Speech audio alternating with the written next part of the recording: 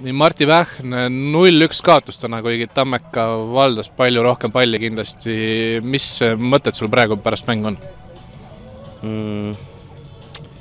Jah, 0-1 kaotus, need mõtted ongi, et sellega nõus valdasime palli.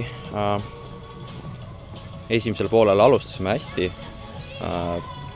Pigem, ma arvan, mille taas jäi oli see, et me ei suutnud seda esimest väravat ära lüüa, et natukene viimasel kolmandikul, kuigi alguses ei rahul olla, siis mida mäng edasi, seda, kus ma ütlen, läksime natukene sellise vastase tempoga ja sellise rahulikkusega kaasa, et teinud piisavalt kiiresti, teinud piisavalt hästi ja ei olnud ka värava ees piisavalt nagu nii-öelda kliiniliselt, et ei löönud seda ära, et oleksime värava löönud, oleks kindlasti lihtsamaks läinud. Ja Kohtla-Järve oskab kontrate peal mängida, et seda ta on juba aastaid näidanud, et ühe hea õnnestumise said ja sellest piisas, et pärast seda oli neid veel raskem murda, et nad said 8 meest oma sinna värava kasti ette lüüpanna, et seda ongi, kui sul väga head kvaliteeti ei ole, seda on väga raske murda. Mart-Paul Preimanil oli vist kõige rohkem võimalus, üksinda lõi posti, kas just eksis 1-1, aga ei löönud 1-1 ära, tühja värava olukord oli tal ka, et kas oli see juhus, et kõik need olukorrad, enamus olukorrad langesid Preimanile või kuidagi pididki temani loogiliselt jõudma?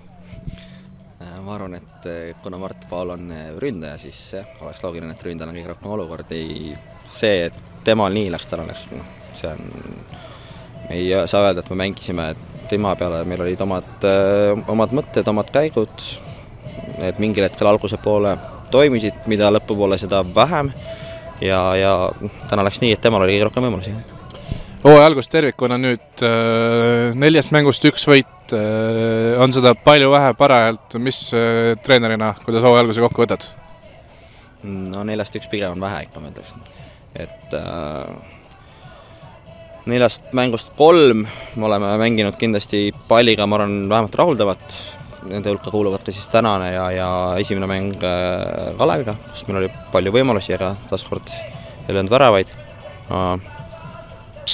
Kuidas me ütleme nii, et me teadsime siia liigasse tulles, et ükski mäng ei ole lihtne selles, et meil on talendikad mängijad, kes suudavad hästi mängida, aga me peame arvestama ka seda, et meil on noor võistkond, et nagu ka täna, et see kvaliteet, mida me esimesed võib-olla 20-30 minutit näitsime, et lõpp, mida edasi, seda nagu raskem oli seda hoida, et see on ka, kuidas ma ütlen, noorte mängijate üks eripära, et nad ei suuda võib-olla 90 minutit nii stabiilsed olla ja nagu täna nägime, siis piisab väga vähesest, et neid punkte kaotada.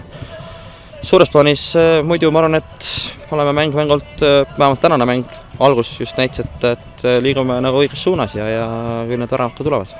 Selge, aitäh sulle selle intervjuust, aitäh selle mängu eest, jõudu Tartu Tammeka U21-le!